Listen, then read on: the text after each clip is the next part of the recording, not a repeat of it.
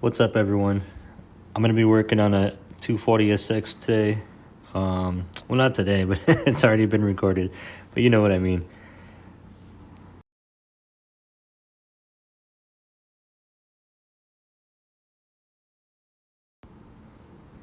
So I will be cutting that later. I'm only gonna be using the dash anyways. Everything else is gonna be cut out and deleted. Yeah. For how many days? Was that like a week probably? I usually cut these out. They're just in the way. It also adds a better surface for gluing. And yeah, just chop these out and they'll be out of your hair. And right here I'm drilling holes, or more of like a channel to fit this tubing in, which you can find at Hobby Lobby. And it's 1 1/16. It's usually like $4 or something.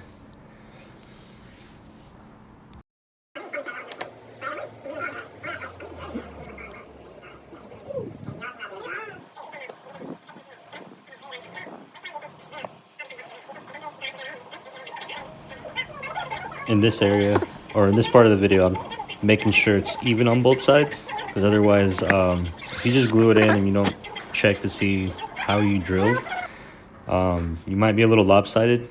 It might cause a three-wheeling. It's just not going to sit right.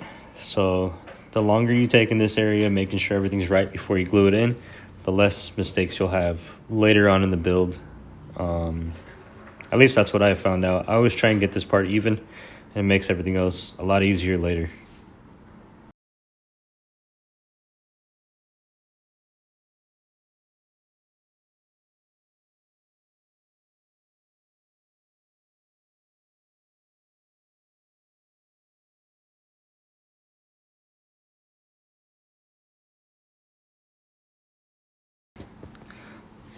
I also learned to use the camera feature. If you just turn on the camera and point it at what you're working on, you can use the lines there to make sure kind of things that where they're supposed to be, or kind of where you want them to be. So I'm lining it up with the top of that little square box that pops out. I'm just making sure it's even. I'm not necessarily making it lower, or I'm just making sure it's even. That's all I'm doing.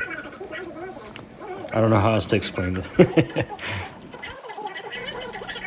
I also filed down the area here, and I noticed it helps when I'm adding camber, especially my method. I know some people use the single axle method. I use the full axle, straight axle all the way across. I learned it from somebody here on YouTube, but I noticed if you don't sand out or file the sides of the walls that I was filing down earlier, when you add camber, it's not a smooth movement. It kind of jolts up and down. So if you take out some of that sidewall area, it makes things a lot smoother. And that's, like I said earlier, I'm just keeping the dash anyways. I'm sure there's an easier method to cut this all out, but this is what works for me.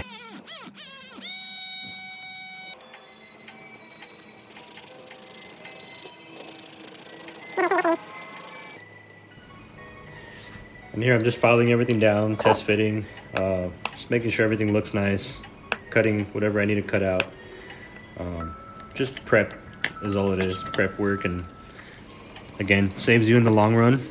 Once you paint it, you're gonna notice little defects here and there, and you're gonna wish you filed some things. And I try to get most of the work done before I paint everything. I'm also cutting these deeper, so the axle's sitting a lot higher, so it's gonna push up the interior piece. I'm filing those channels down and making them deeper so they sit over the axle. Because now you're adding a different axle in. It takes up a lot more space than the stock Hot Wheels axles.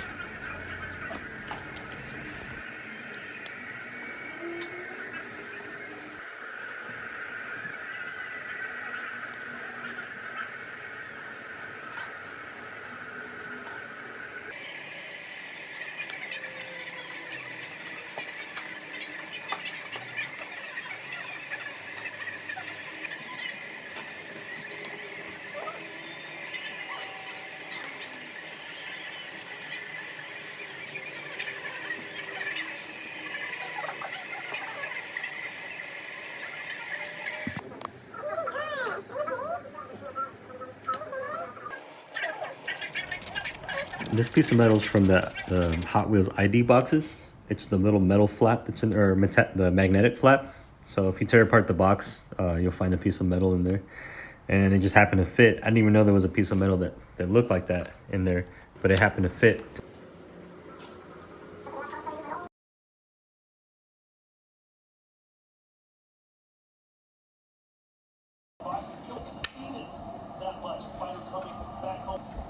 A special moment.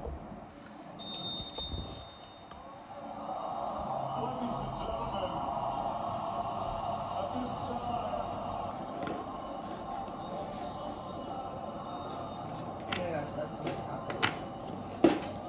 Oh no. Grocery store, they're short staffed.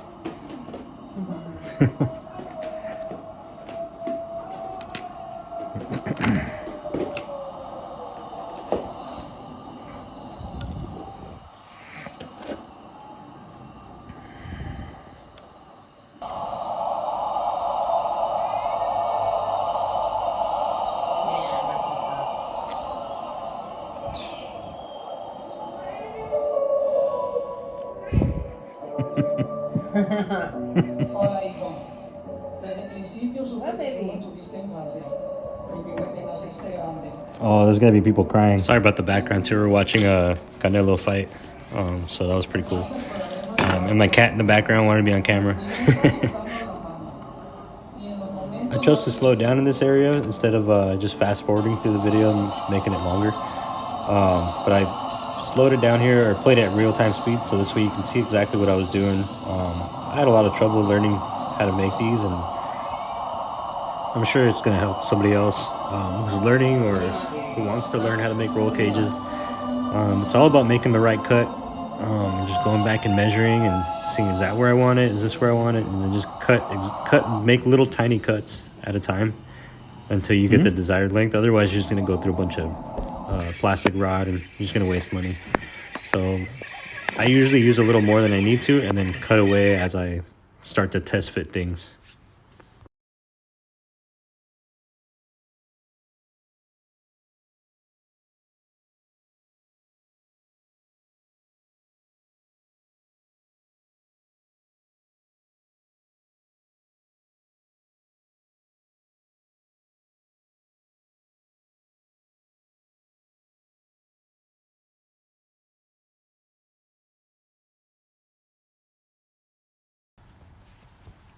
So for window cuts, I would use a fresh blade every single time. I would suggest using one. You could use it with a dull knife, but it's going to take you a lot longer and it's not going to look as clean. But fresh blade every single time. Use small strokes at first. If you're going to just straight go in for like a saw motion, you're probably going to turn the window white. If you bend the window a certain way, it turns white like plastic wood. But I would use that downward motion right there. If I'm just going to use a saw motion, you can use that method. And with the fresh blade, that works really good. Or you can trace it like this until you get a thin enough area, then you can bend it back and forth. And usually you can tear it off. Sometimes you might have to go back in with the blade and give it an extra cut. See, like I did here, went on the opposite side to cut it, and it should just pop right off.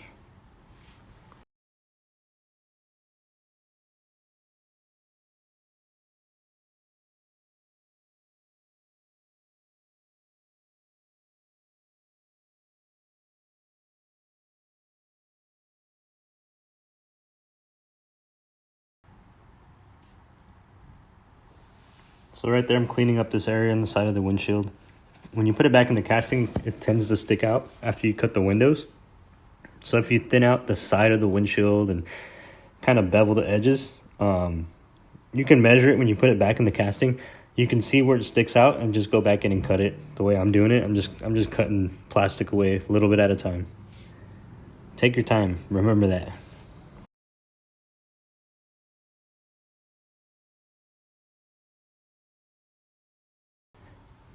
The other side of the window is usually the hardest for me once the plastic is already weakened, since I cut out the other side. So the other side's a little bit harder sometimes. Just go ahead and take your time on that one, even more than the other side. And you'll figure out how to hold the plastic. It's kind of tricky when it's bending all over the place. So slow cuts, tiny cuts at a time. Score it, score it, score it. Don't go for the saw method. If you go for the saw method, you're going to end up tweaking the plastic and it won't sit right inside the casting.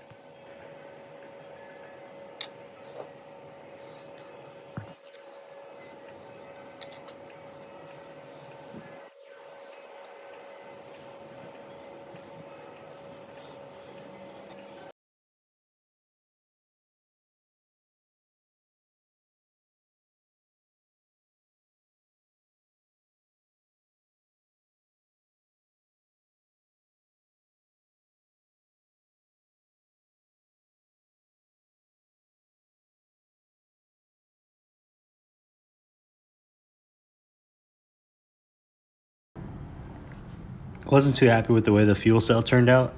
I'm just leaving it. The roll cage turned out cool and there was extra space back there and it looked kind of empty in the windshield or the back window. And I had a little bit of leftover metal from the ID box, the piece that I'm painting right there. And I decided to bend it. Yeah, it's missing the sides and try to make it look as best as I could to work with what I had. I had no idea what to fill in the left side with. I need to buy some styrene because I could have used styrene to make this box.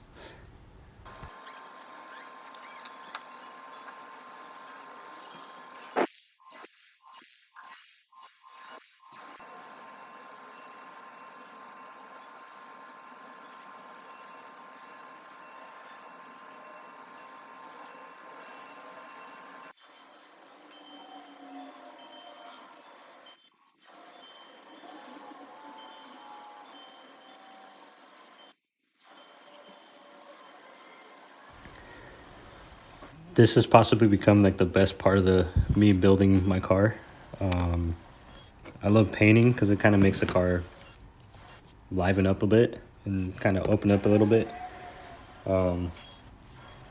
I just love detailing it now. I never used to like doing it because I wasn't good at it, and I've learned to appreciate it, and it's a little more relaxing. And painting the seats red is always like a cool feature. I always like seeing painted seats inside of a car.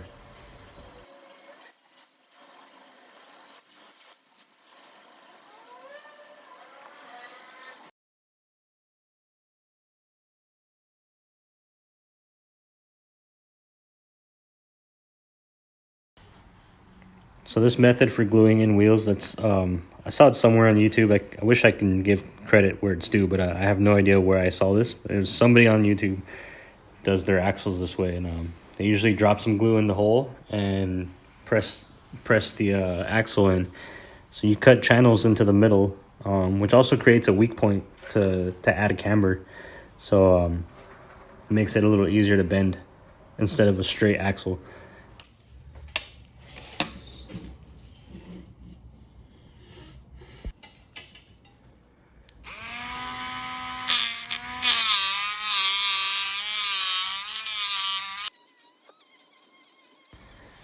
When I'm dremeling, I usually dremel between 3 and 4, the settings. I've noticed that's usually about a sweet spot for me. Take your time in this area too. Don't use too much pressure. Use back and forth motions, but really easy, real soft. Take your time. You don't want to ruin the outside of the casting. I've ruined so many. You could also use blue tape, blue painter's tape, to line the outside of the casting while you're dremeling. For me, it just gets in the way. I've learned to use a glove and just to be real careful with dropping. I used to drop so many while I was grinding fenders. So just take your time. Use tape if you have to. On the more expensive builds, I usually use blue tape. Or if I'm making a customer's car, I usually use blue tape because I don't want any chances of me ruining a customer's car.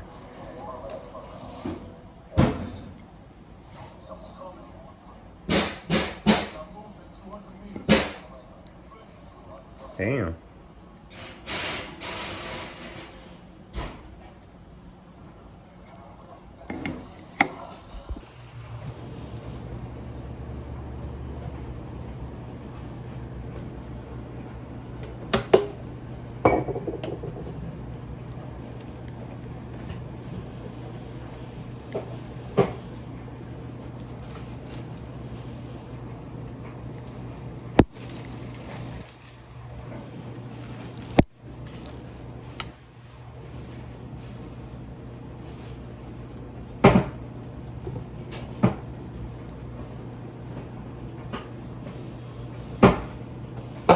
I love seeing the car in this stage because it just looks so raw without the window, without anything else like the roll cage or anything, the windshields. It's almost complete, and I always check in this part, and I always end up looking at the car for way too long.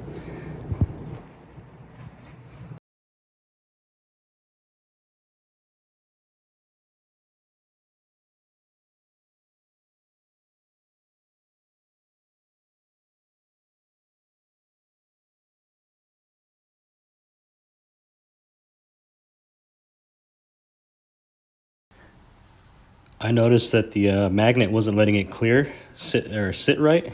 And it's mainly because of the glue. The glue was kind of bulked up right there. It was kind of real bulky and required some sanding. So I hit it with the Dremel real quick. Had something on the lip right there. I think it was just plastic clippings and happened to get stuck to the paint once I painted the base. So I'm going to Dremel that part out, make some space for the magnet to sit right, and you'll see it sits a little better right after that.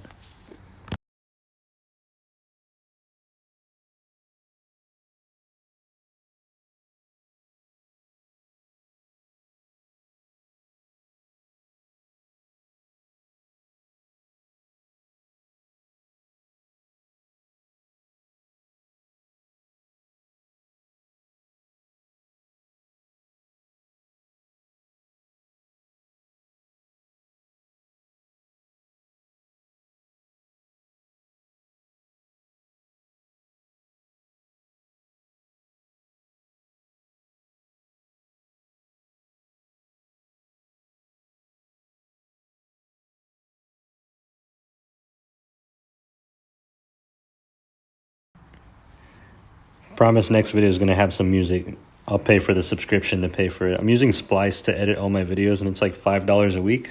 And I had already edited this video. I didn't want to go back in and do subtitles and then pay for it, so I was like, I'll just do a voiceover for now on the boring parts. This is one of the boring parts. If you're not following me on Instagram, go ahead and follow me on Instagram. Here's a shameless plug while we're all bored here watching this video.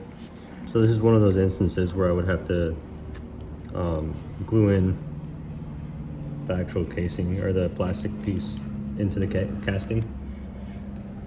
I usually use just a hot glue gun, and it's just an easy cleanup if you mess up, if you want to take it out. It's not super glue, but it'll hold and do its job. It needs do what it needs to do. You just use a little bit, just a tiny bit.